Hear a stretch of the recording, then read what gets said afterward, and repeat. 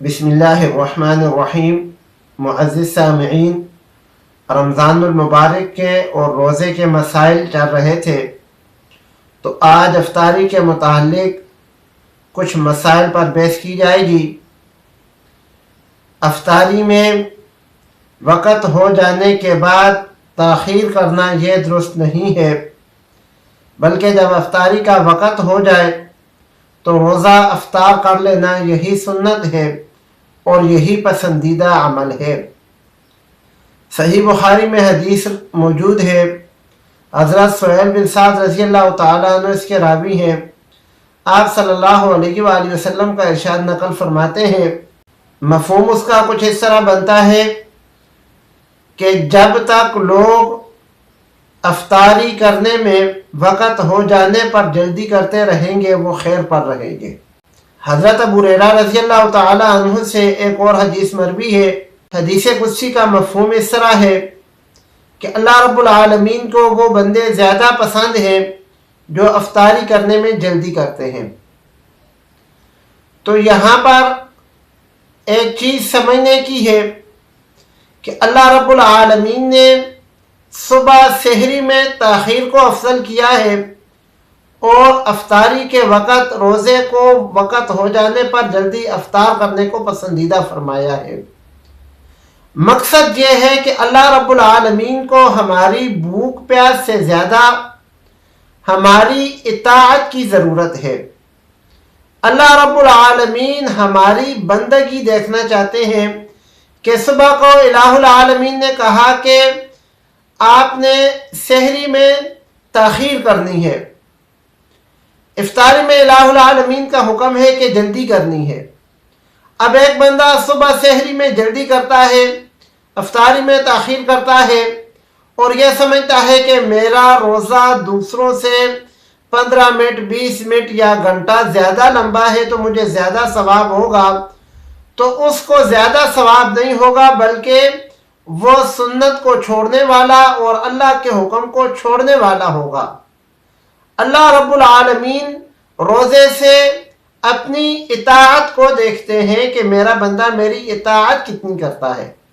روزہ افطار کروانے کی بھی احادیث مبارکہ میں فضیلت آئی ہے۔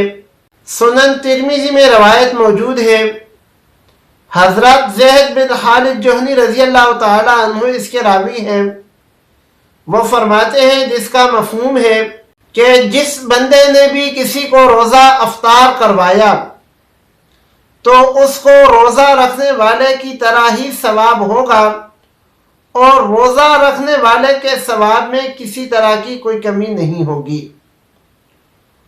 تو یہاں پر اس مسئلے کی بھی وضاحت کرتا جاؤں کہ اگر کسی کے گھر میں محلے سے کوئی چیز آ جاتی ہے افطاری کے لیے اور وہ یہ سمجھ کر اس چیز سے افطاری نہیں کرتا کہ میرا ثواب جو ہے اس کو مل جائے گا یا میں اپنی چیز سے افطاری کروں گا تو مجھے زیادہ ثواب ہوگا، حدیث مبارکہ میں اس چیز کی نفی کر دی گئی ہے کہ افطاری کروانے والے کو جو الہ العالمین ثواب دیتے ہیں وہ اپنے خزانوں سے عطا فرماتے ہیں، اس میں جو روزہ رکھنے والا ہے اس کے ثواب سے الہ العالمین افطاری کرنے والے کا حصہ نہیں کرتے، بلکہ افطاری کرنے والے کو علیحدہ ثواب ہوتا ہے اور روزہ رکھنے والے کو اس کے روزے کا پورا ثواب ملتا ہے۔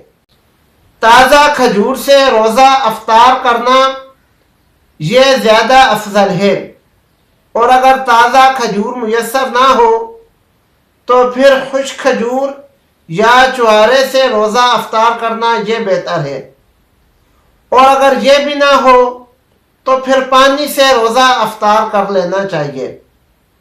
بعض لوگ جو کھجور نہ ہونے کے بعد نمک سے روزہ افطار کرنے کو بہتر سمجھتے ہیں، وہ غلط ہے۔ جب تک سورج غروب نہ ہو جائے اس وقت تک روزہ افطار نہیں کرنا چاہیے۔ اگر کسی بندے نے اس گمان سے روزہ افطار کر لیا کہ سورج غروب ہو چکا ہے لیکن اس کو بعد میں معلوم ہوا کہ جب اس نے روزہ افطار کیا تھا تو اس وقت تک سورج غروب نہیں ہوا تھا، تو ایسے بندے کا روزہ نہیں ہوگا، اس کو اس روزے کی قضا کرنی پڑے گی۔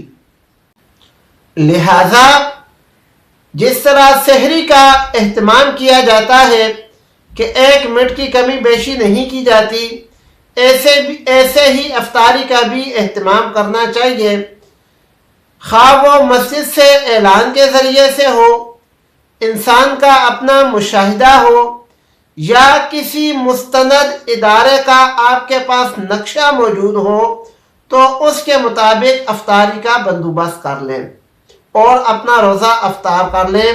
2-3 منٹ کی احتیاطاً تاخیر کی گنجائش موجود ہے، لیکن اس سے زیادہ کی نہیں۔ اتنی زیادہ تاخیر نہیں کرنی چاہیے کہ ستارے نظر آنے لگ جائیں، اور عمومی طور پر افطاری کے 10 سے 12 منٹ بعد ستارے نظر آنے شروع ہو جاتے ہیں۔ جہاز میں روزہ افطار کرنے کا کیا مسئلہ ہے؟ تو یہ مسئلہ سمجھ لیں، روزے کی افطاری کا جو وقت ہے وہ غروب آفتاب شریعت نے رکھا ہے۔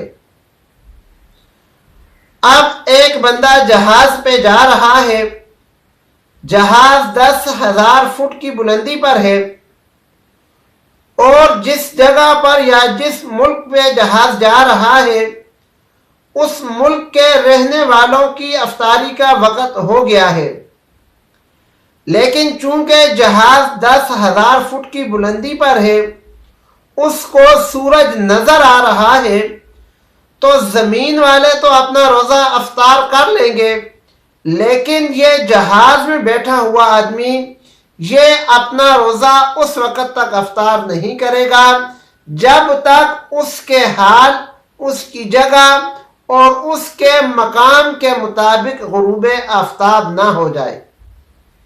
اس میں اگر جہاز کا عملہ اعلان بھی کرتا ہے تو وہ ان کی اپنی ثوابدید ہے اور ان کا اپنا عمل ہے۔ مسئلہ بہرحال یہی ہے کہ افطاری کا وقت شریعت نے غروب آفتاب رکھا ہے، اس میں دوسری جگہ یا دوسرے لوگوں کو معیار نہیں بنایا۔ اب 10,000 فٹ کی بلندی پر بیٹھا ہوا آدمی نیچے زمین والوں کو معیار بنا کر روزہ افطار نہیں کر سکتا، بلکہ وہ اپنا غروب آفتاب دیکھے گا اور اس کے حساب سے روزہ افطار کرے گا۔ اگر روزہ افطار کرنے کے لیے کسی غیر مسلم نے کوئی چیز بھیج دی تو اس سے روزہ افطار کرنا جائز ہے یا نہیں؟ تو اس سے روزہ افطار کرنا جائز ہے، لیکن 2 شرطیں ہیں۔ پہلی شرط یہ ہے کہ وہ جو افطاری بھیجنے والا ہے وہ آپ کے دینی امور میں مداخلت نہیں کرے گا، اور دوسری یہ ہے کہ وہ جو چیز بھیج رہا ہے وہ شریعت مطہرہ میں حلال ہو، حرام چیز افطاری کے لیے نہ بھیج رہا ہو۔ اگر کوئی مسلمان کسی مسلمان کی دعوت کرتا ہے افطاری کی تو اس کی دعوت قبول کرنی چاہیے۔ اس میں خواہ مخواہ کا شش و پنج میں پڑھنا کہ اس کی آمدن حلال ہے یا حرام ہے یہ مناسب نہیں ہے۔ البتہ اگر کسی شخص کے بارے میں آپ کو پورا یقین ہے کہ اس بندے کی آمدن ساری کی ساری حرام کی ہے تو پھر گنجائش موجود ہے کہ آپ اس کی افطاری کی دعوت کو ٹھکرا دیں، لیکن جب تک پورا یقین نہ ہو تو پھر اس وقت تک اس کی دعوت قبول کرنی چاہیے۔ اور اگر کوئی ایسا آدمی ہے کہ اس کے پاس حلال بھی ہے حرام بھی ہے تو پھر بھی اس کی دعوت قبول کرنے میں حرج نہیں ہے، کیونکہ اس شش و پنج میں پڑھنا کہ حرام مال سے افطاری کروائے گا یا حلال مال سے کروائے گا، بہرحال بچنا پھر بھی افضل ہے، لیکن اگر ایسی افطاری والی جگہ پہ چلا گیا تو اس کے لیے جانا جائز ہے۔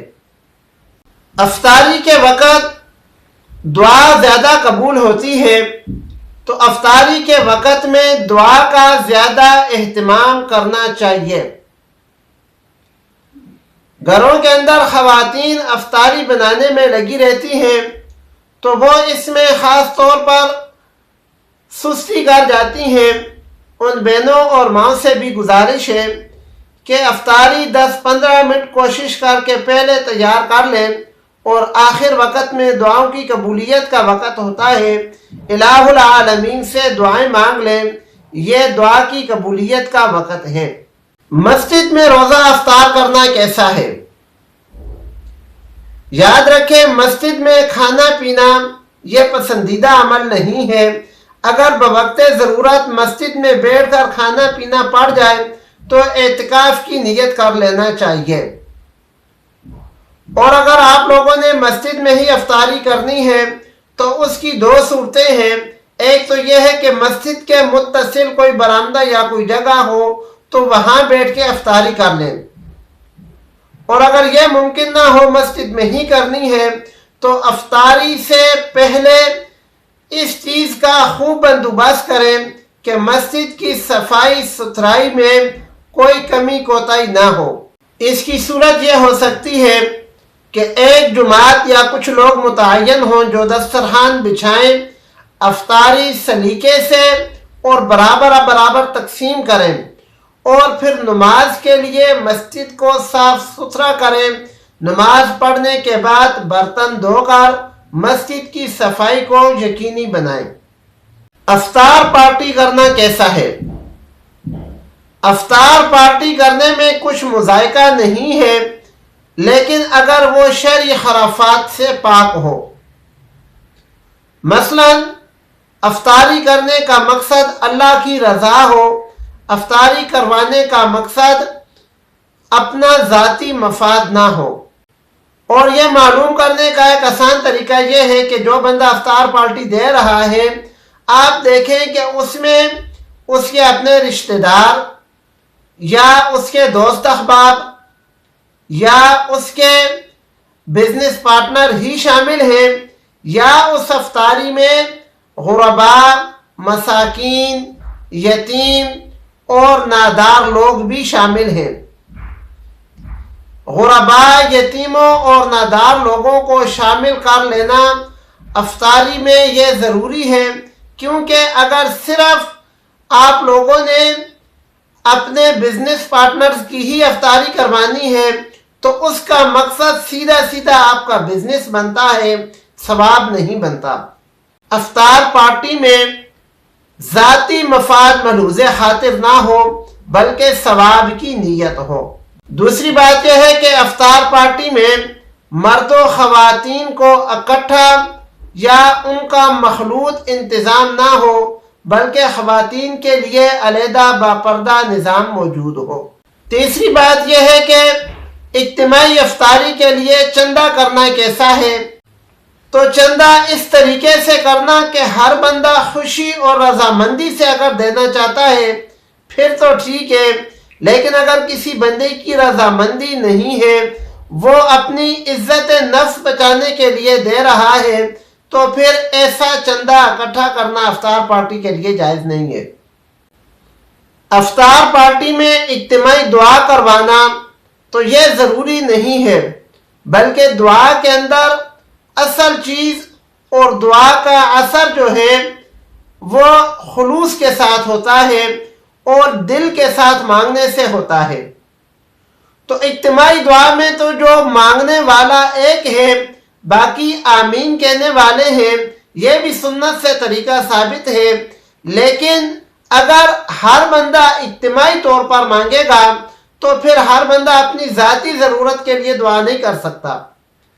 لہذا بہتر یہی ہے کہ ہر بندہ اپنی ذاتی ضرورت، اپنی ذاتی خواہش اور اپنی ذات کے لیے دل سے دعا مانگے۔ دعا کے اندر اصل مقصد یہی ہے۔ افطار پارٹی کے اندر ایک اور قباحت یہ ہے کہ اس میں نماز میں سستی ہو جاتی ہے، یا تو افطاری کا انتظام کرنے والے نماز پڑھتے ہی نہیں ہیں، یا اگر پڑھیں بھی تو ان کی رکعت یا تکبیر اولیٰ فوت ہو جاتی ہے، یا وہ اسی مقام پر مسجد سے باہر نماز پڑھ لیتے ہیں۔ یہ 2-3 طرح کی قباحتیں افطار پارٹی میں نماز کے حوالے سے ہیں۔ تو اگر آپ نے افطار پارٹی کرنی ہے تو پہلے بندوبست کر لیں کہ آپ نے مسجد میں پہنچ کر تکبیر اولیٰ کے ساتھ نماز پڑھنی ہے، اس کا ثواب زیادہ ہے۔ پھر افطار پارٹی کے حوالے سے ایک اور کام اگر ہو جائے تو وہ بھی بہتر ہے کہ کسی مستند عالم دین کو بلا کر، چونکہ وہ ایک مجمع اچھے مقصد کے لیے بیٹھا ہوتا ہے، ان کے دل اللہ کی طرف متوجہ ہوتے ہیں، تو ایسے لوگوں کو اگر کوئی واعظ و نصیحت کی جائے، کوئی مستند عالم کو بلا لیا جائے اور وہ ان کو روزہ، سحری، افطاری، باہمی معاملات، زکوٰۃ، حسن معاشرت یا کوئی اور اس طرح کا اصلاحی بیان کر دے تو یہ بہت زیادہ مفید رہے گا۔ الغرض بات یہ ہے کہ افطار پارٹی کرنے کی گنجائش موجود ہے، لیکن افطار پارٹی مذکورہ خرافات اور قباحتوں سے بچتے ہوئے اگر افطار پارٹی کا انتظام ہو سکتا ہے تو یہ باعث اجر و ثواب ہے۔ اللہ پاک عمل کی توفیق عطا فرمائے۔